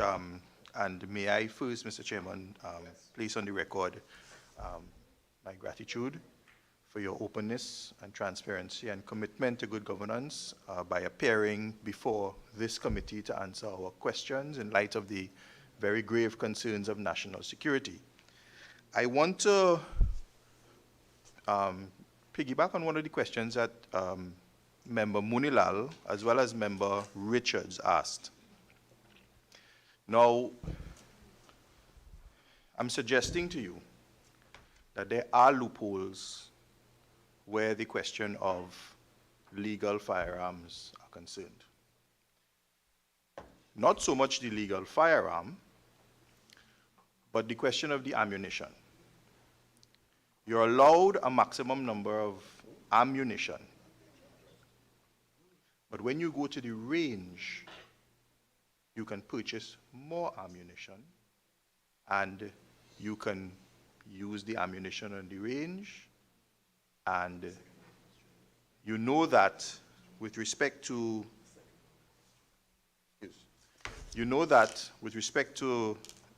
the license, there's a certain amount of integrity and honesty that is implied within the whole licensing arrangement. But there aren't any checks and balances with respect to if I purchase 50 rounds or 100 rounds on the range, whether I actually use those rounds on the Mr. Chairman, range. please. Earlier, Member Mitchell asked me about information. Is this in a newspaper report? Is it personal experience? I would want to give the member a chance to complete his question. And I would be grateful for that. He was asking me. So Continue, sir. there aren't checks and balances because, and the owners of the range, they're doing nothing wrong because there isn't any obligation upon them to ensure that you've used all your ammunition and that you leave with what is written in your book. So I'm asking you, as Minister of National Security, whether there are any plans, any mechanisms, legislative amendments that perhaps can be used to ensure that these loopholes are tightened. Because to use a gun, we accept that you have the gun and you must have ammunition. And the gun can be illegally possessed, illegally come into their possession, but of course then you have ammunition. You must have a steady flow of ammunition. And on social media, etc., when you see the amount of ammunition, when you hear the amount of corn, as they say, being let loose into the atmosphere, there must be a steady flow. And this was one, anecdotally, that perhaps could be a loophole. Are there any plans by the ministry to tighten? Yes, in the context of the audit and the situation that is now in front of us, an audit of the ranges in Trinidad and Tobago has begun, and initial reports have been issued. And yes, I have had reports of the kind of looseness and opportunity that you have properly described. And yes, in the context of the policy, we expect that it will cover improvements in that regard. In the meantime, the police commissioner and his officers have already begun, under the firearm law as it is now written, to tighten up as best as they could. So that matter is getting attention. The other question, and this is with respect to the legal firearm itself. No, it is not inconceivable.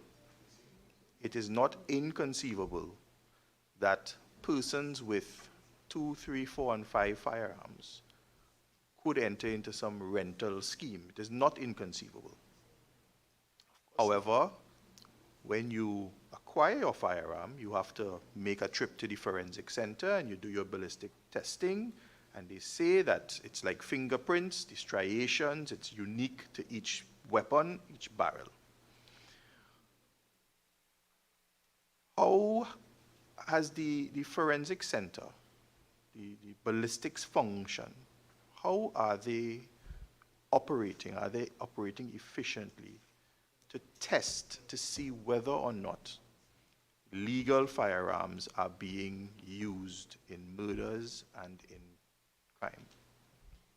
When I came to this ministry, one of the complaints I received early o'clock from the police is the slowness of the process at the Forensic Science Center. They play a very important role. They test the weapon to see whether it is a firearm for the purposes of evidence in the court, and that it could discharge a projectile. The police were having all kinds of problems with that. They had to wait 2 and 3 years to get this certificate, so the matters were backlogging in the courthouse and creating its own problems.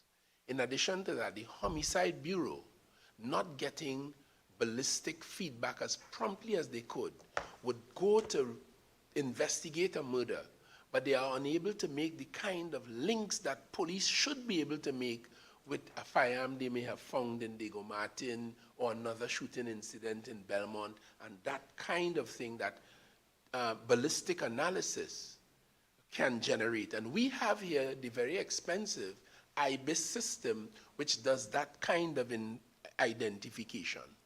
So once the police complained to me, and seeing my job as including a significant element of my job as a minister, particularly as a Minister of National Security, solving problems.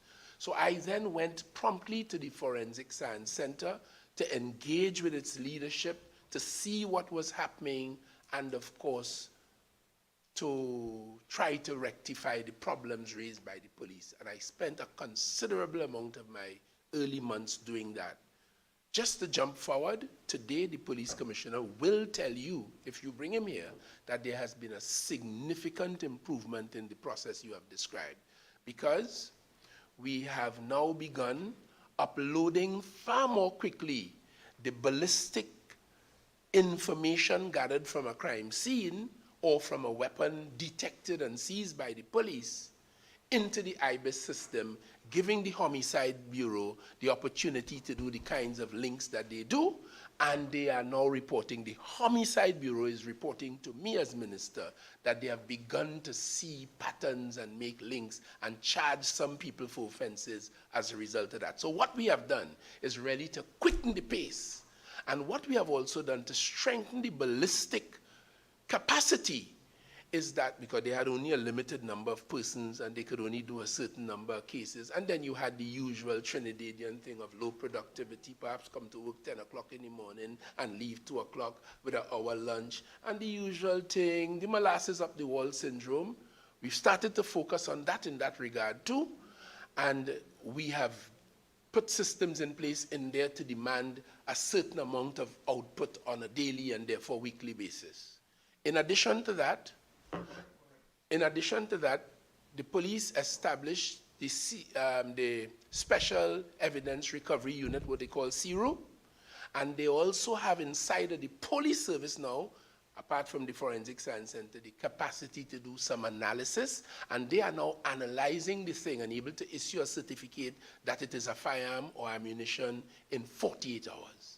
So it is helping the police to get the case ready for the court in 7 days, because what the police are now doing too, all over the police service, is implementing a case management system where you get that certificate, in 7 days, your file is ready, you are ready for court.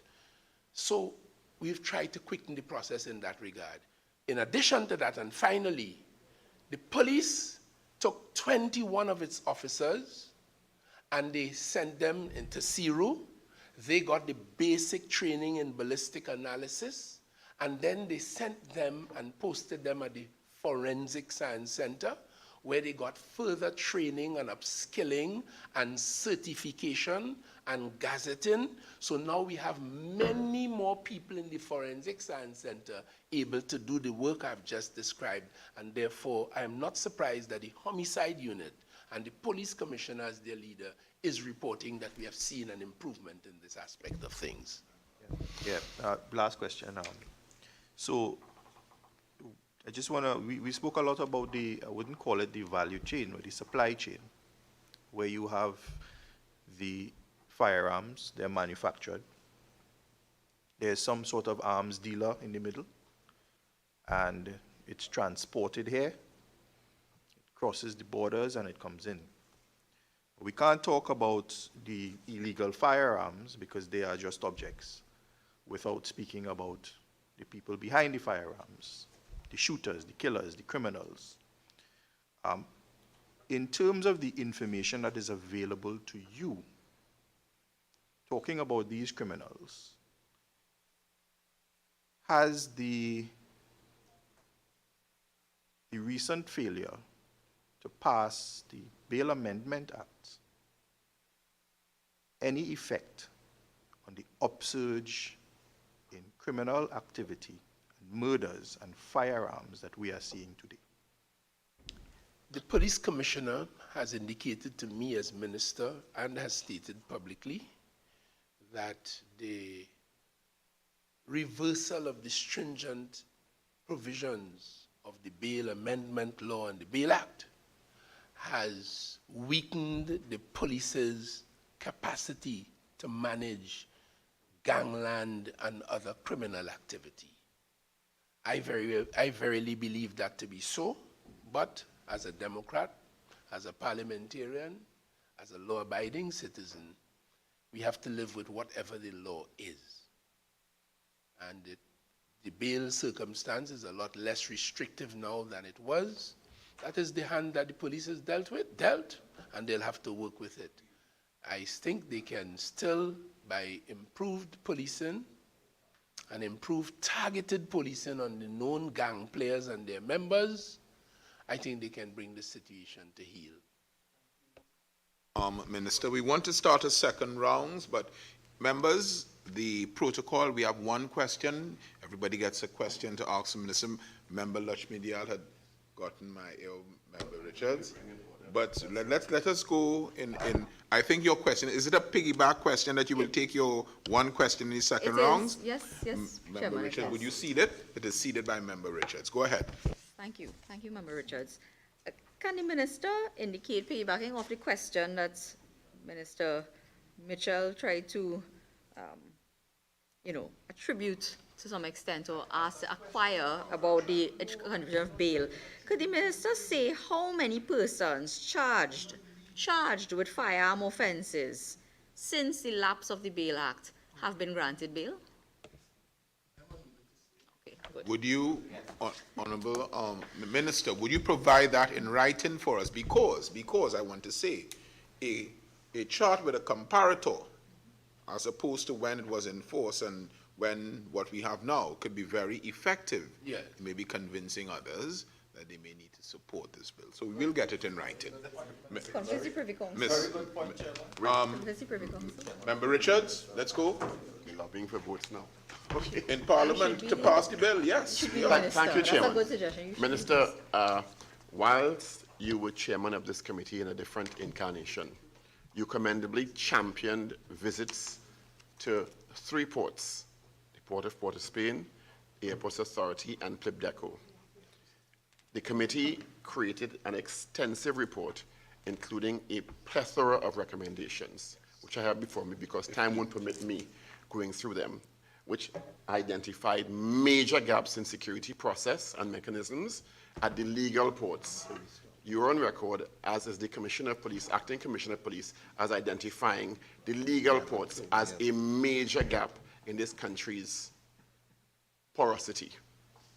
And according to the submission from the Port Authority, dated October 25th, there was one identified interdiction on March 22nd. One, even after this committee in 2017 created this extensive report about the gaps. Question six. There was one what? One identified interdiction Oh, I on the see. report. Yes. In the context that both yourself and the Commissioner of Police identified the legal ports as a major point of entry of illegal weapons, suggesting that there are still significant gaps at the legal ports, in spite of the extensive report of this committee and the work championed by yourself. Is there really a will to deal with the issues at the legal ports in Trinidad and Tobago, given the clear utterances by yourself and the Acting Commissioner of Police and others about the ports being so porous that illegal weapons continue to flow through those unabated, if we identify one in this report submitted by the Port Authority? And why, and is there a legal prohibition for the TT Police Service playing a more active role in addition to port security, customs and excise in trying to stymie this unfortunate flow? Don't have the amount of time that we had, so give it a short answer because we have time Let me constraints. say there is the absolute will. Let me say that when you hear the word legal port, it does not necessarily mean the port of Port of Spain, nor the port at Point Lisas, nor the airport in Piarco or in Tobago. It also involves some off-station authorized ports of entry, transit sheds, and such like, where some time ago these were established, allowing, or largely on the basis of the fact of the ease of doing business and quickening the pace of trade in the country, they established some private institutions around the place acting as ports. And when we went to the port, you and I and this committee found out that there are many containers that leave the port of Port of Spain and otherwise and go elsewhere without the scrutiny that is required. You remember that? And therefore, a lot of it goes to these transit sheds, which has now revealed itself to be one of the major items of the porosity.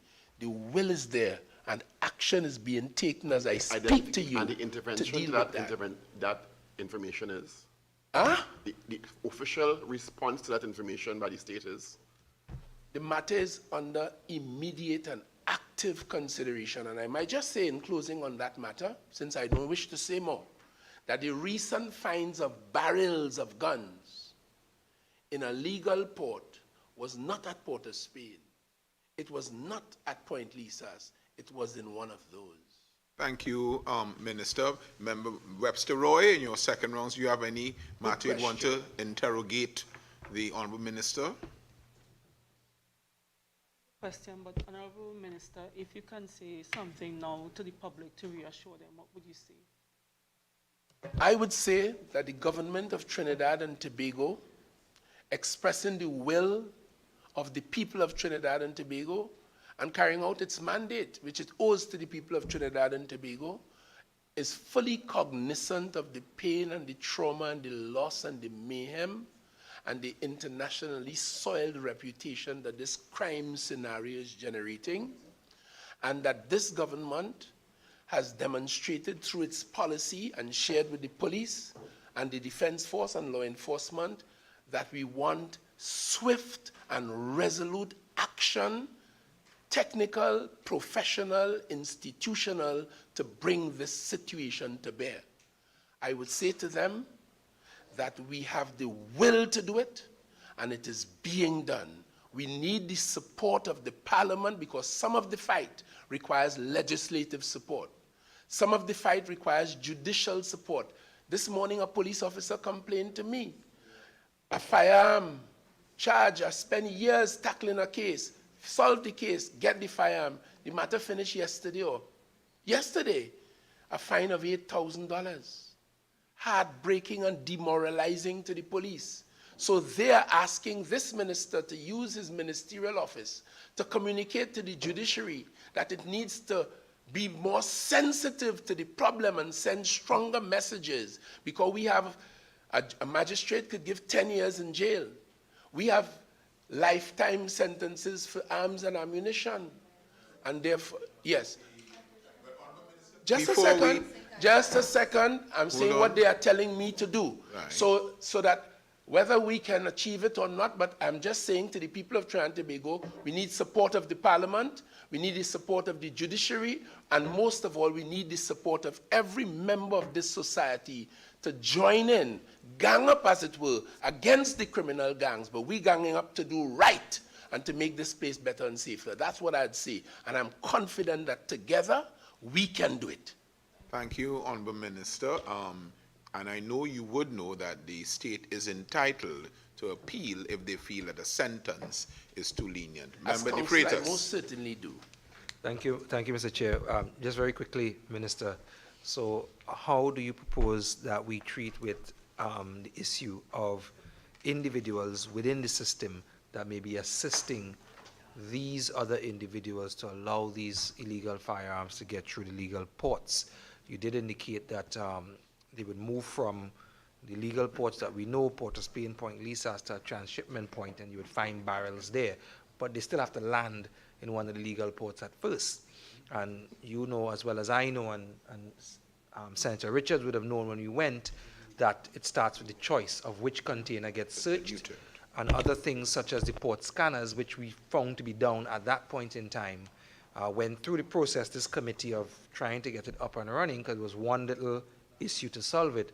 Now to hear several years later that scanners are not working. No, the fixed scanners are working. So they're fixed, good. So they're working now. So how do we treat with the issue of those within the system that are assisting these individuals to get these guns through? Member Richards asked as part of his question, and it's relevant to what you're asking, whether the police, I think I understood his question to be whether the police have any impediments to getting inside of the customs areas and so on.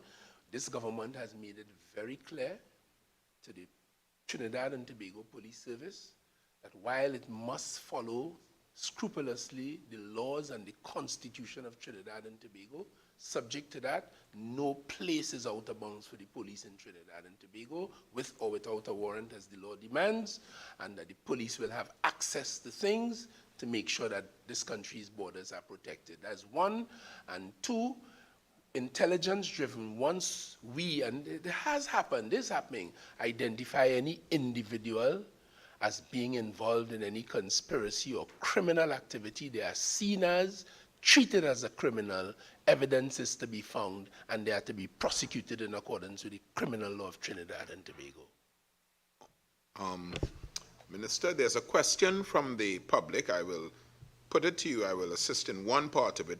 Given the prevalence of the gun crime in Trinidad and Tobago, does the minister support an increase in the penalty for firearm offenses, as well as the introduction of a dedicated firearms court? Answer the first part of the question, Minister. I will be able There's to a assist. case that bears in on our jurisdiction called Aaron Hines out of Jamaica, Yes. where the gun court was challenged for its constitutionality and found to be unconstitutional. Yes.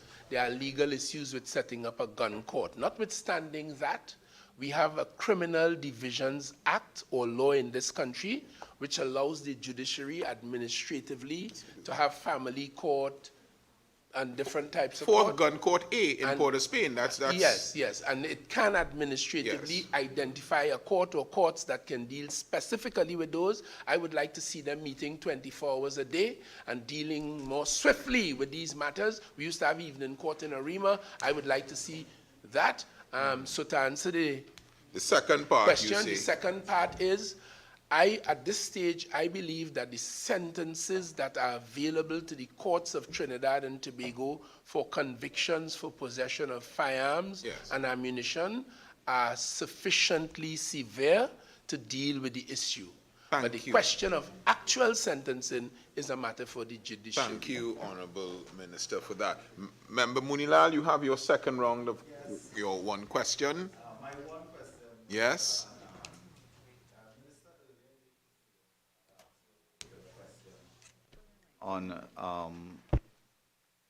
the policy issue of whether ministers ought to be recommending persons for FUL. You indicated then that you had no recollection that you recommended persons. Minister, I'm inviting you to reflect on that and to correct yourself. Mr. Chairman, before the member continues, let me Mr. say Chairman, this. I want to finish my question. I have not asked a question. I have Well- been invited to your house. Yes. May I? I have not completed my question. Say yes. Thank you very warmly, Mr. Chairman. The member is now rehashing something that went earlier when I was not able to complete my statement. The member is now saying conclusively that I said I did not recommend anyone for a firearm. And then the other part of the question is, should government ministers be allowed? Yeah, he's raising it. So I just want to make it very clear, because the member is now, I'm inviting him to correct himself. yeah, I don't have to correct myself. I am You said that saying, he never did. I am saying I have no recall of recommending anybody for any firearm. And I would like to hear what he has to say. My question to the Honorable Minister is, Minister, on a more relaxed reflection, you recommended 10 persons for firearm to the then Commissioner of Police, and I leave it there. Hey. Mr. Chairman, I want the record to read. I made no recommendation to any commissioner for anybody for any firearm. I can explain in greater detail, but it would be risky and foolish and stupid, and I will not follow there's that greater trend. detail. However, There is greater detail. suffice it to say, I recommended no one for no firearm. I will leave it right there. Member Mitchell, you have a question that you want to put to the minister? Not my Nasty. question, please. Mr. Chairman, Nasty people. I have no further Excuse questions me. for this witness. The media will get the screenshot. We have been going, The media will get the screenshot. civilly so far, and I would ask us to continue to do civilly. Yes? If it is that member Munia's friend sent him WhatsApp, confidential information. Mr. Please. Chairman, I'm I had no speaking. difficulty when the minister was receiving WhatsApp. I'm speaking. Honorable member and minister, let us arrest Because this situation. we know all who is who friend, you know. And let us not comment any So further. Jacob could Member send me Mitchell, information. you have something that you want to add, not to this, but something different? Mr. Chairman, I was just examining the Firearms Act, and there is no place for a recommender in the Firearms Act, in the application process for a license. That's your question? So the member has made an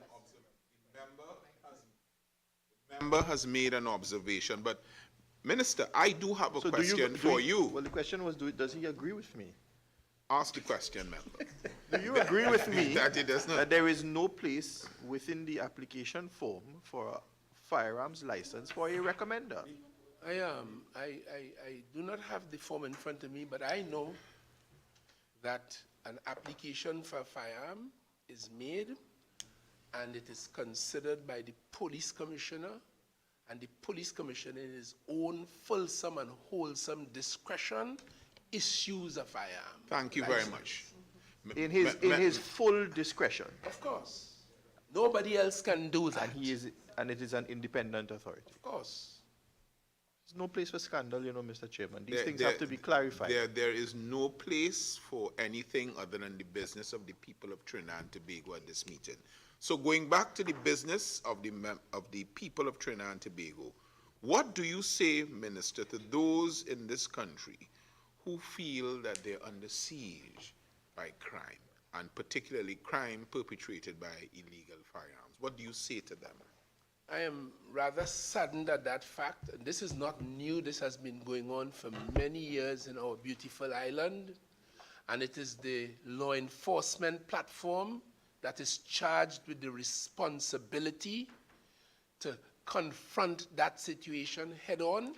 And this government and this minister is driving, encouraging, supporting, providing all the resources that law enforcement needs in order to be professional, efficient, strong, possessed of the integrity and the honesty that is required, and the compassion for the suffering citizens, go out there, do the job in defense of the people of Trinidad and Tobago.